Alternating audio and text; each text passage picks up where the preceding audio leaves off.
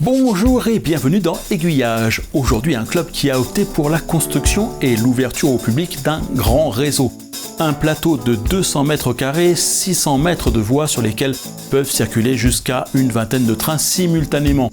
Nous sommes au train miniature gaillacois qui nous ouvre ses portes pour une visite privée de son grand réseau à l'échelle HO. Gaillac, c'est dans le Tarn, et le réseau du train miniature gaillacois est installé dans des locaux situés en périphérie de la ville.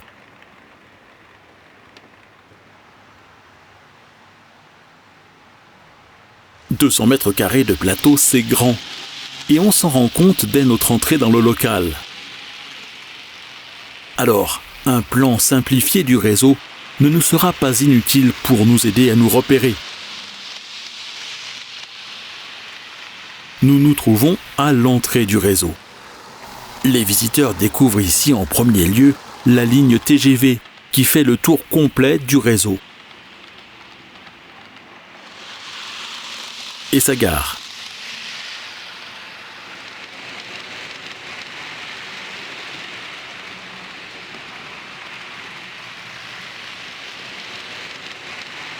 Ils ont le choix ensuite de déambuler à l'intérieur du réseau pour s'arrêter devant la gare de Toulouse-Matabiau, qui en occupe le centre, ou d'en faire le tour.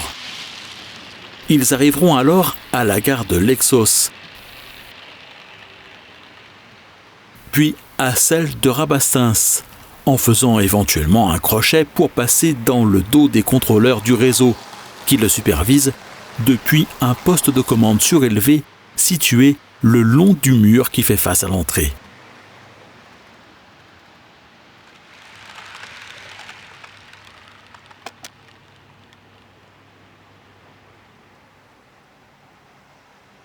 Leur visite se poursuivra par un passage devant une ligne de montagne, puis les gares d'Albi-Madeleine, Gaillac et Saint-Sulpice.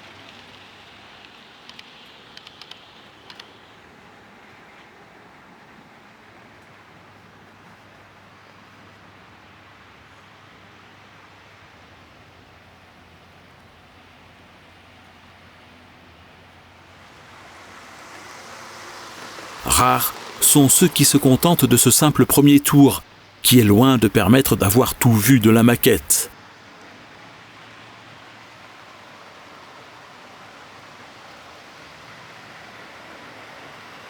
Afin d'approfondir la visite, plusieurs passages supérieurs offrant des perspectives inédites sur le plateau sont aménagés.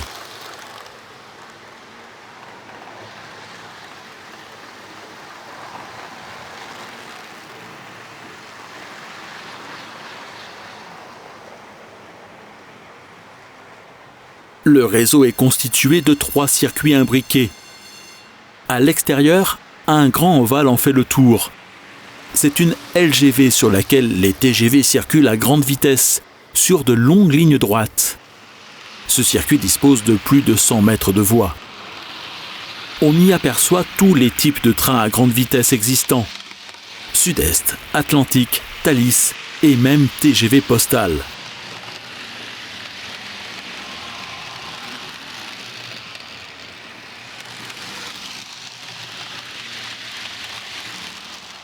Les gares de Toulouse-Matabiau et Saint-Sulpice sont traversées par des trains empruntant un second circuit à double voie. Le matériel moteur visible ici est celui qui circule sur la transversale Bordeaux 7. De longs convois de voyageurs ou de fret y serpentent.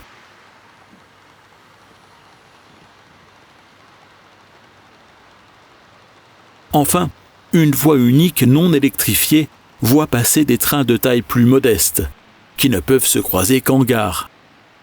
Celles de Gaillac, Lexos, Rabastens ou Albi-Madeleine. Ce sont des motrices ou des autorails tels que l'on peut en voir sur la ligne Toulouse-Albi.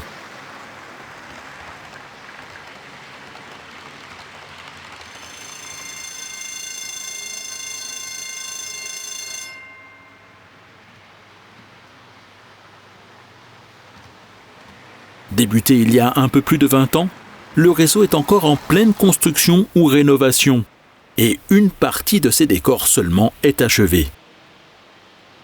Quelques bâtiments emblématiques de la région, dont les gares, sont des reproductions fidèles. Seul le plan de voie n'a pas pu être respecté. Malgré la grande taille du réseau, la place manque encore souvent à l'échelle à chaud.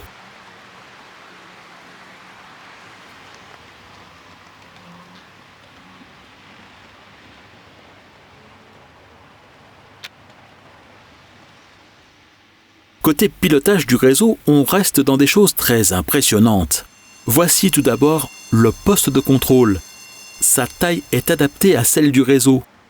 Jusque 3 opérateurs peuvent y prendre place pour jouer.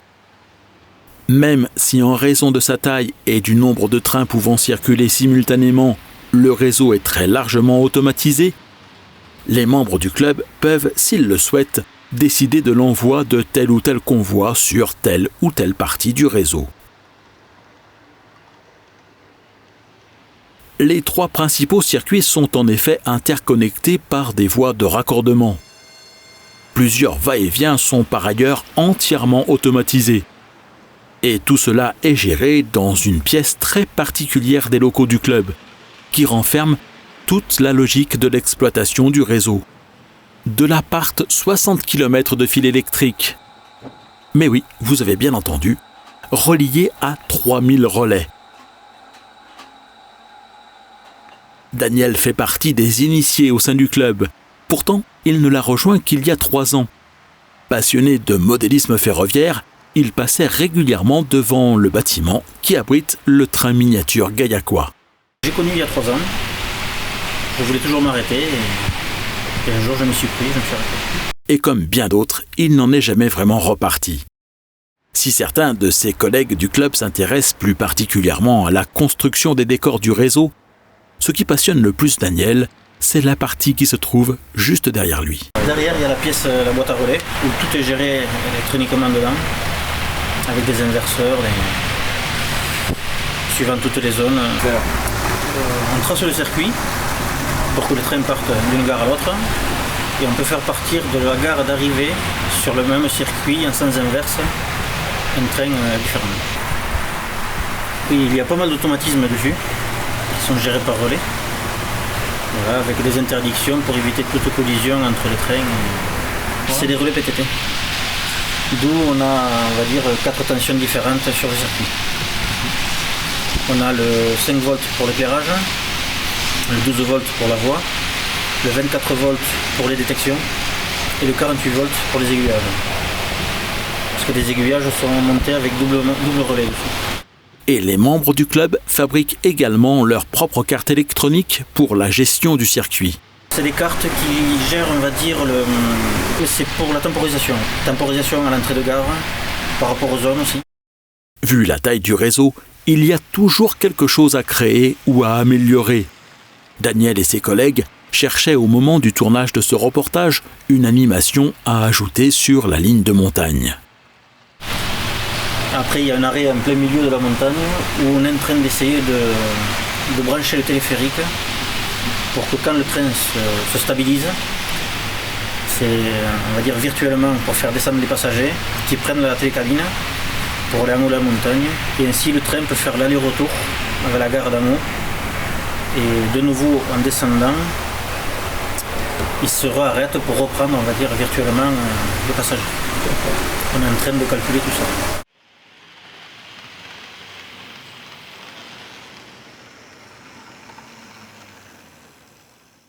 Le grand réseau du train miniature gaillacois qui n'attend plus que votre visite. Il est ouvert tous les dimanches de 14h à 18h.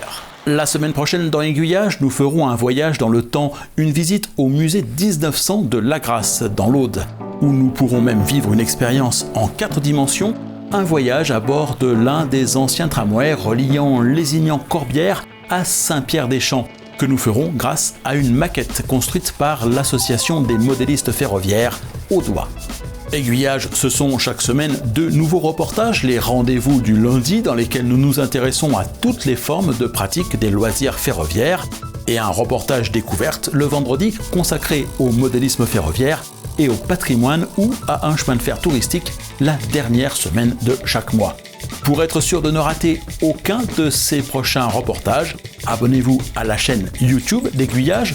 Et pour recevoir les nouveaux reportages directement dans votre boîte mail, inscrivez-vous à la newsletter d'Aiguillage en passant par le site www.aiguillage.eu. Et enfin, si vous souhaitez qu'une 10e saison d'Aiguillage puisse exister dans les prochains mois, devenez un aiguillonnaute VIP. Je vous explique tout dans une vidéo spéciale que vous trouverez sur la page Devenir VIP du site d'Aiguillage.